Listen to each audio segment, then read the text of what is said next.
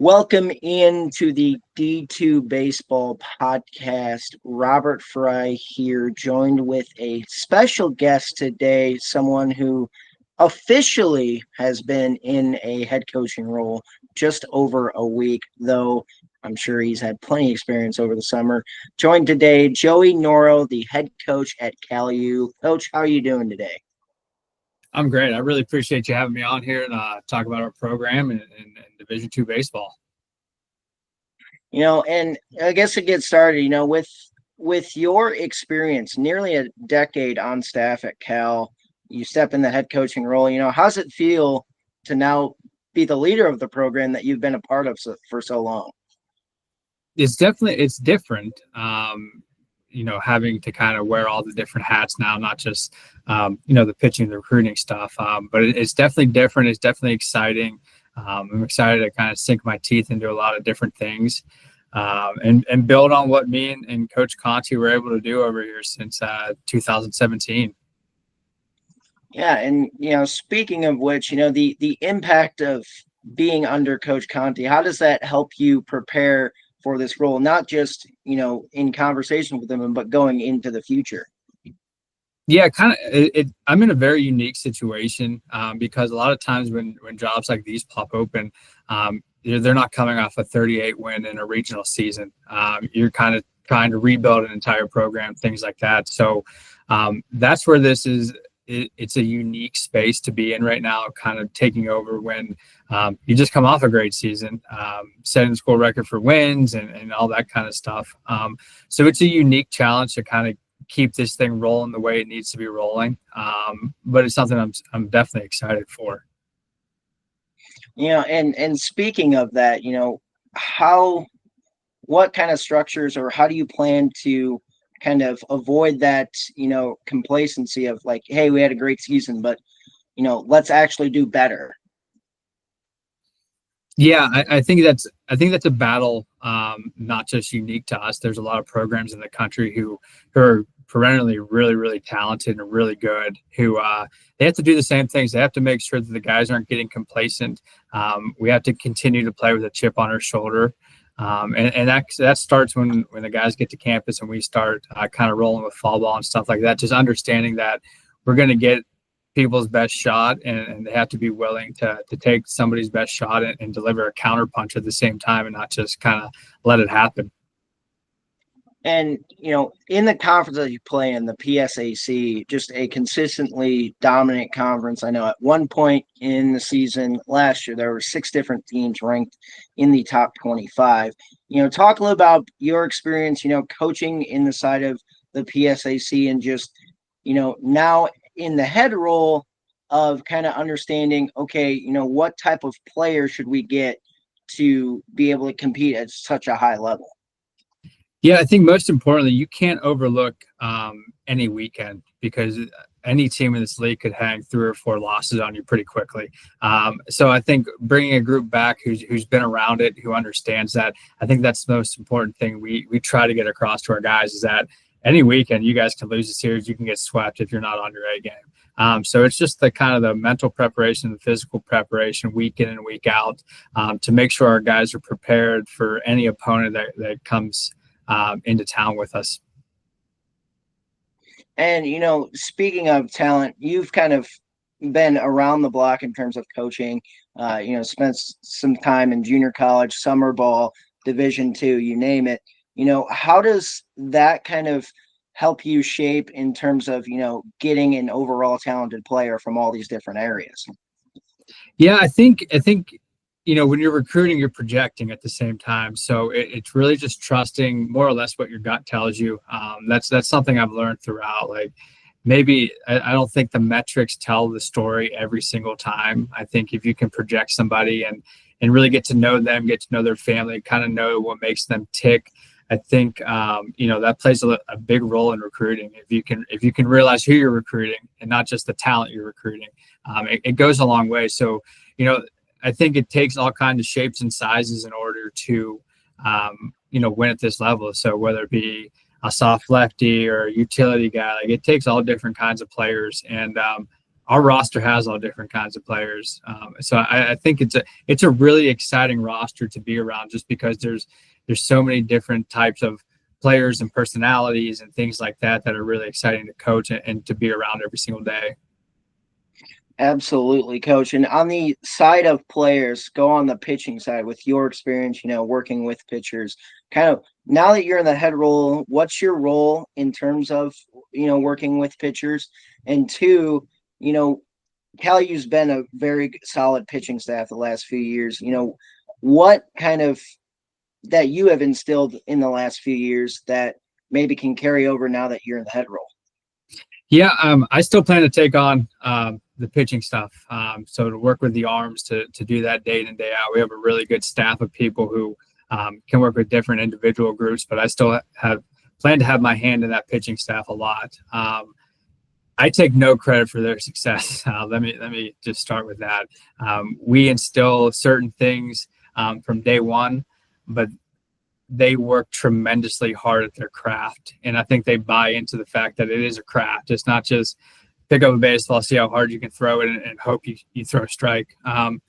They look at it as a craft, and they work really, really hard at it. And all the success is because of them. And I think the thing that really turned the corner is, we just frankly, we got deeper on the mound. We were able to get some recruits to come our way on the mound, and that just kind of snowballed into being able to recruit better pitchers every single year. And ultimately, when you recruit players who are really talented and work hard, they make coaches look very good. And so in terms of recruiting, now the PSAC is in a kind of a unique scenario because, on conference weekends, you're not playing 9-inning games. You're typically playing, 2 7-inning doubleheaders. Does that affect recruiting at all, or does it kind of give a different perspective on who's a starter, who's a reliever, and maybe have more bridge guys?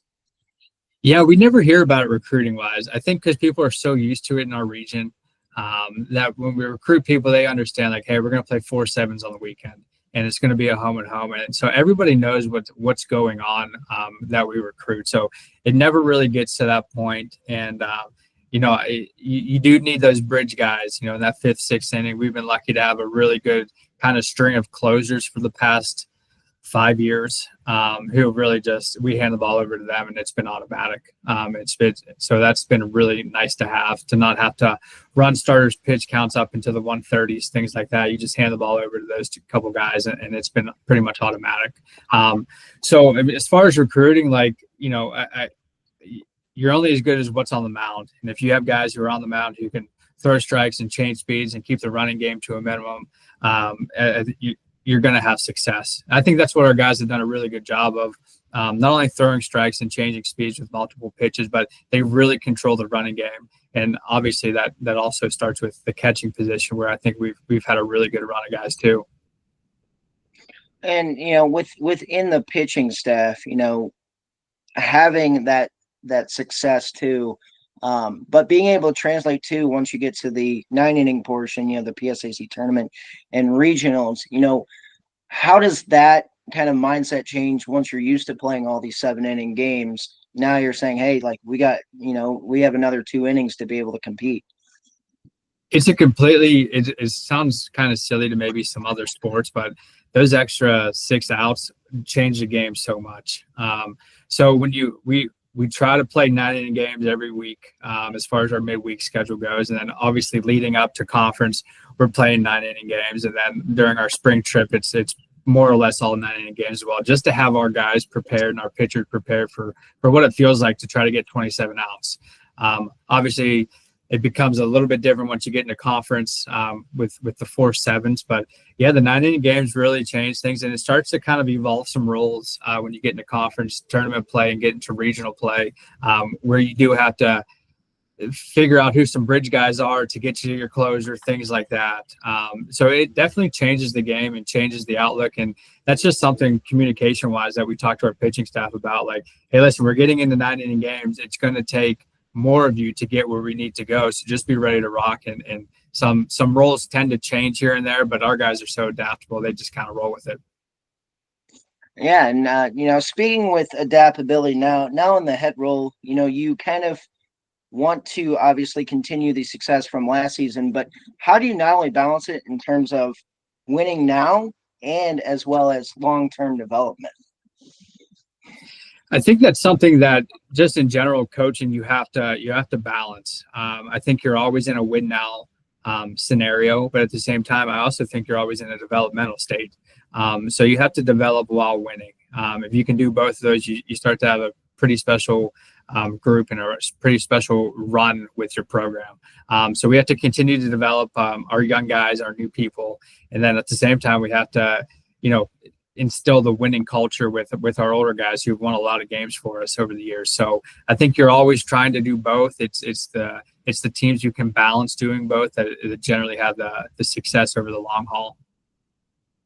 And speaking of success, a lot of success in general is based off a good culture. And so when we want to talk about culture and philosophy, kind of give your thoughts on that, and what do you plan to instill with the staff and the players? Yeah, I think a lot of that stuff can be at times buzzwords. I think it's really how you live and how you do things day in and day out. So obviously with Coach being here for 29 seasons, I mean that thing was instilled when I got here, and that we just continue to. I think the big thing is being authentic to ourselves. I'm not Coach Conti, so there's going to be some differences in personality, things like that. And I think that's kind of how our whole staff is. They're very authentic to who they are as people, who they are as coaches, and we want the same thing out of our players. Like, be yourself. We're gonna do certain things. We're gonna be great in the classroom. We're gonna be great off the field. We're gonna be great on the field. But at the same time, be yourself. It's okay to have a personality and joke around when the time is right. But I think that's kind of the culture we like to have. Like, be able to depend on the guy next to you, be able to depend on your coaching staff, and at the same time, like, be ready to get after it every single week. And yeah, in terms of the idea of getting after it every single week, and being able to you know get on that. Talk a little bit about some of the returning players that you're excited to bring back and how their impact is in terms of being able to work hard on a daily basis, not just for the players, for those leaders themselves, but for the incoming players at CalU. Yeah, I mean, if you take a snapshot and look at it on the mound, like, we return Mike Valenti, who's a 10-win pitcher for us last year, Nate Holmes, Roman Gill, like, those guys are coming back after great seasons as starting pitchers. So that's a big group of the rotation coming back, which is really nice. You can lead the younger guys and lead our staff in the right direction.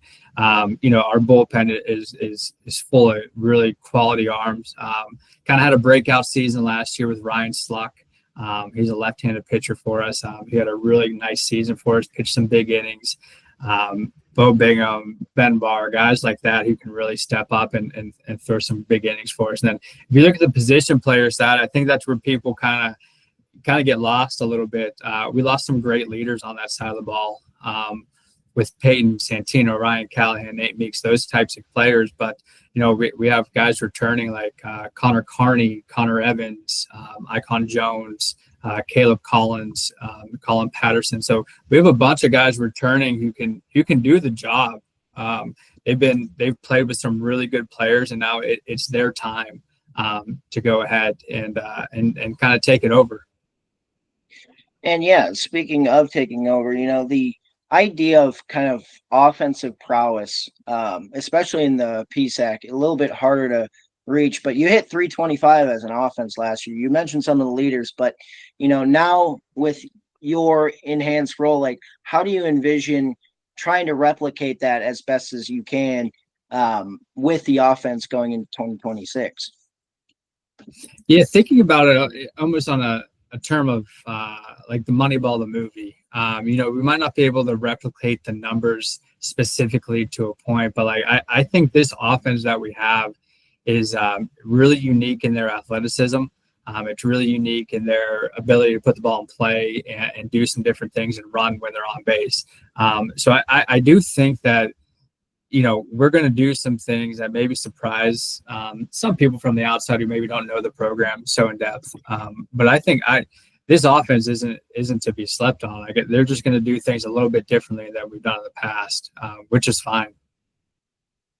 And so, now going on to the third side of the ball, which is defense, something that, holds value in high regard, but kind of give your thoughts on, how you plan to prepare defense, in the fall and then going into the spring, to have the best possible defense out there for your pitching staff. Yeah, I think the thing we keep hitting on is kind of adaptability.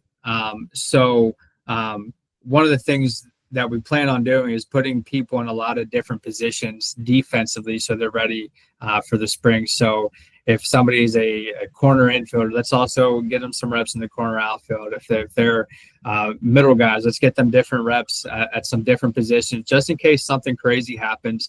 They can go out there and feel comfortable knowing, hey, I've taken reps out here, I can do different things. But it all starts up the middle. If you're strong up the middle, and that's something we have to solidify. From catching all the way up to the middle infield to our center fielder. So that's something that we're going to be solid in, and that's something we're going to be very conscious of. But I think putting guys in different positions throughout the fall is what we're really going to try to harp on, just so they're prepared, because the guys returning saw people play a lot of different positions. We took the best first baseman in the PSAC and put him at put him at third base and starting in the conference tournament, because that made our defense better. And he hadn't taken a ton of reps. He'd taken practice reps there, but he was ready to go and played a great third base for us for a lot of games. And so you speak on adaptability. Does that also reflect in the recruiting trail for CalU? I think so. I think the big piece for us is recruiting athletes. I think we're really confident in our development. So I think we try to go after athletes that have some tools and then build on those tools. So especially guys who can play multiple positions, we're really big on because that gives us maneuverability. And then ultimately it gives guys a chance to play maybe a little bit sooner because they can play 2, 3, 4 positions. So just being able to be adaptable. And that's a big thing. I mean, not only with our program, but the sport we play and also the climate we play. February, March, April can get kind of sticky up here, and our guys have to be able to deal with those situations. It can go from being 70 to 50 pretty quickly. So they have to be ready to roll. Yeah. And, let's take a step back. Now, you officially were anointed head coach August 12th. However, it was announced, over the summer that you were going to be the head coach in the waiting. So within that process, what was that like for you, knowing that you were the head coach in waiting and having that time span where maybe you're working with Coach Conti on kind of more of the head coaching side of things? Yeah, just trying to learn as much from this side of the desk as I possibly can, while also making sure we're prepared for the fall, and making sure recruiting didn't suffer at all, that I was still getting out to see players. So there was a lot going on this summer. And it was busy, but it was a good busy. I'd rather be busy than not. So kind of learning from him and learning some ins and outs from the administration of different things I need to do that I haven't done per se in my old role. So just kind of this whole summer, I would say, was just about getting my feet under me and getting ready for August when the guys come back and being ready to rock in September when we start practice. And being able to, start practice and create that impact, the opportunity to be able to have your first fall under as a head coach. How does that feel for you before you enter spring? It feels good. I feel a lot better once we start and get into it, to kind of see what we like, what we don't like, what maybe we need to change, what maybe some ideas I thought would be good that aren't good at all. Just being able to kind of move and shake like that. It's an exciting time, just because of the newness of things and hopefully, coaching the guys up and making sure they're comfortable with the change, because ultimately, like they're also dealing with the change. It's not a complete overhaul. Obviously, I've been here since, the 2017 season. So like they're familiar with me. I recruited them. But it is a change for them. So they have to get comfortable with a new voice in there and be comfortable with the way we might do things a little bit differently here and there. And so now, kind of more on a personal side, you spent much of your career in Western Pennsylvania. What does it mean for you to now be leading a program that's so close to home? It's super humbling. I think when you're in coaching, you never know if you'll get this opportunity. I think it's really tough to get a job at the NCAA level at any level. So to let alone be this close to home, to be really lucky to have the belief of the administration that, hey, you know what, I was the right guy at this time to take this role. Super humbling. Makes you really, really hungry to do a good job, because obviously I'm right in my backyard pretty much. And just really want to hit the ground running with these guys. And so within coaching, obviously your extensive experience, you played at a Division II at Montevallo, and then you start your coaching career. And now to get to where you are, who have been some of the biggest influences in your coaching career? Oh man, I don't know if I want to name names because I don't want to leave anybody off. I've been so lucky throughout my time coaching, and whether it be summer ball or my first couple of jobs in junior college, the people I worked with were just so amazing. And then the mentors I had throughout my time just meeting, and whether it be recruiting or whatever it be, like they've been so good and so open to just telling me kind of how it is, and very upfront and honest about the day-to-day life of a coach, kind of what the work schedule looks like, what maybe the personal level will look like on the side. It's a very difficult, but like Blake Lewis, who now is at Gadsden State, he gave my first shot. I mean, I was just volunteer for him, but he's like, hey, come on, like, see if you really want to do this. And he forced me to be able to start to throw BP. I was awful at it originally, and then he's like, hey, if this is what you want to do, you got to learn how to throw BP. So I credit him to that. And then Mike Burns at Calhoun, who I played for and then went back and coached with, who was like another family member to me. I'm so close with him. He's such a great person. Then obviously Coach Conti, when I got here, like I worked for all great people, and I know I'm lucky because I hear stories from friends of mine who maybe haven't been as lucky. But the people and the men I've worked for have really shaped who I am. And if I can be 1/10 of them, I will be very happy. And Coach, the final question I have for you is, regarding for the Cal U fans and the community, what do you want to say to the fans and the community, to get us, ready for some Cal U baseball? Yeah, I want to start to make those relationships with past alumni, whether it be from the Coach Gismondi era through Coach Conti. I mean, this is kind of one of those unique spots where there haven't been a whole lot of coaches here. So I want to start to make those relationships very personal with some alumni outreach and things like that. And I want them to be able to come to games and see a friendly face and know that I have the program's best interests in mind. Like I want us to be great. I'm going to do everything I can for us to be great. But I also, the alumni are the only reason we're here. Without them, this program doesn't exist. So they're so important throughout the last 50, 60 years that I want them to know they have a voice in me, and I have an ear for them. So just kind of bringing them back. And then when they see us play, I want them to think like, oh my gosh, like these guys play hard. Like they play tough. They play clean, but they play tough. And they're a tough group of guys who are going to do what it takes to win, whether it be if we're going to bunt, if we're going to hit home runs, like whatever it is, they're going to find a way to get one more run on the board than the other team. Coach, I'd like to take sincere appreciation for you to take the time out to chat with us and talk about the Cal U program under your direction. Absolutely. Thank you so much for having me.